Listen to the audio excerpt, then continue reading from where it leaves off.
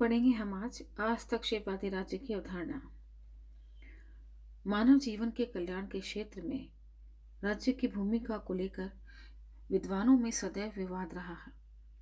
प्लेटो और अरस्तु के अनुसार राज्य एक महान नैतिक संस्था है जिसका उद्देश्य व्यक्ति का नैतिक विकास करना है। अरस्तु ने इन्हीं शब्दों में यह कहा है कि राज्य का उद्भव जीवन की आवश्यकताओं के लिए हुआ है, वह एक अच्छे जीवन के निर्माण के लिए विद्यमान है। क्रॉप्टकिन ने राज्य का कोई स्वाभाविक औचित्य नहीं बताया, जबकि कार्ल मार्क्स ने राज्य को पूंजीपतियों की संस्था माना है और उनका कहना है कि राज्य का उद्देश्य केवल मजदूर वर्ग का शोषण करना है। वे हमेशा वर्गविहीन और राज्यविहीन समाज के समर्थक रहे हैं। महात्मा गांधी जैसे विचारक भी राज्य के विरोधी थे और वे उसे हिंसा पर आधारित मानते थे। राज्य की भूमिका को लेकर राजनीति विज्ञान में अनेक अतिवादी विचारधाराएं प्रचलित हैं। इन्हीं विचारधाराओं में से एक विचारधारा है हस्तक्षेपवादी राज्य की अवधारणा, जिसे हम concept of laissez faire state भी कहते हैं।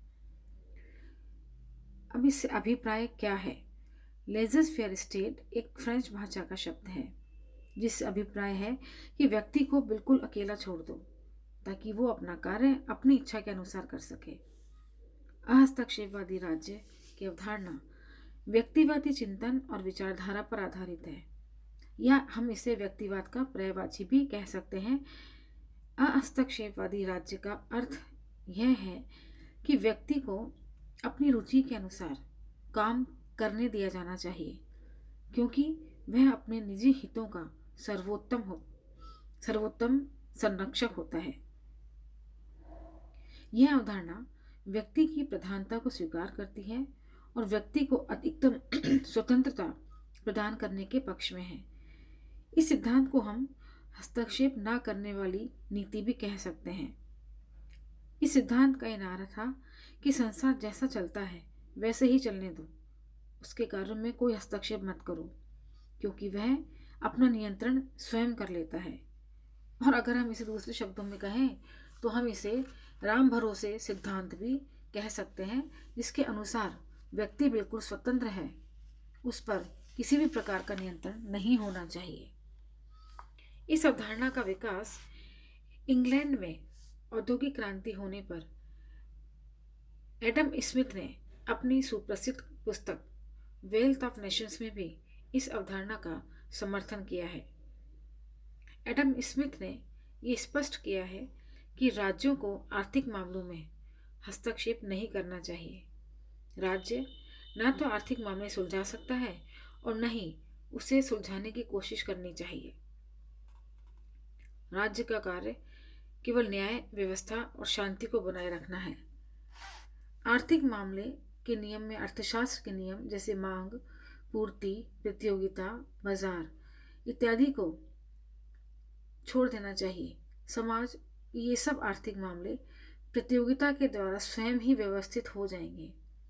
राज्य केवल यह देखेगा कि अन्याय न हो, आर्थिक गतिविधियां, लेन देन आदि सही प्रकार से चलते रहें। राज्य का काम एक फुटबॉल के मैच के रेफरी की तरह है, जो सिर्फ यह देखते हैं कि खिलाड़ी नियम के अनुसार खेल रहे हैं या नहीं, स्वयं किसी खेल में हिस्सा नहीं लेते हैं।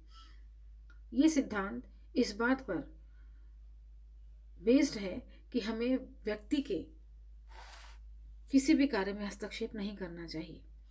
एडम स्मिथ के बाद रिकार्डो और माल्थस ने भी आर्थिक हस्तक्षेपवाद का प्रबल समर्थन किया। जॉन स्टुअर्ट मिल ने राज्य को एक अनिवार्य बुराई माना। वो ये मानते थे कि राज्य को न्यूनतम कार्य करने चाहिए, व्यक्ति को अपने निजी मामलों में अधिकतम स्वतंत्रता दी जानी चाहिए। राज्य द्वारा उस पर लगाया गया प्रत्येक प्रतिबंध राज्य के कार्यों में वृद्धि व्यक्ति की स्वतंत्रता के लिए घातक हो सकती है। इन्हीं समर्थकों में आगे हर्बर्ट स्पेंसर का नाम भी काफी उल्लेखनीय है। राज्य को एक बुराई स्वीकार कर स्पेंसर राज्य के कार्यों और शक्तियों का विरोध करता है। उसका विचार है कि व्यक्ति को अपना विकास स्वयं करने की पूरी छूट दे दी जानी चाहिए। प्रत्येक व्यक्ति अपनी योग्यता के अनुसार कार्य करेगा। खुली प्रतियोगिता होने से योग्य लोग आगे आएंगे और अयोग्य लोग पीछे रह जाएंगे। स्पेंसर के अनुसार राज्य को स्कूल, कॉलेज, अस्पताल, डाक, रेल आदि की व्यवस्था नहीं करनी चाहिए। यदि लोग इनकी आवश्यकता अनुभव करेंगे तो स्वयं ही इसका प्रबंध कर लेंगे। यह सिद्धांत यह सिद्धांत व्यक्ति को बिल्कुल स्वतंत्रता देने पर अपना विचार रखता है। उसके अनुसार उसके किसी भी कार्य में राज्य को हस्तक्षेप नहीं करना चाहिए। स्पेंसर के अनुसार राज्य केवल 3 काम कर सकता है: व्यक्ति को बाहरी दुश्मनों से रक्षा, दूसरा व्यक्ति की आंतरिक दुश्मनों से रक्षा, और तीसरा कानूनी रूप से किए गए अनुबंधों का पालन करवाना।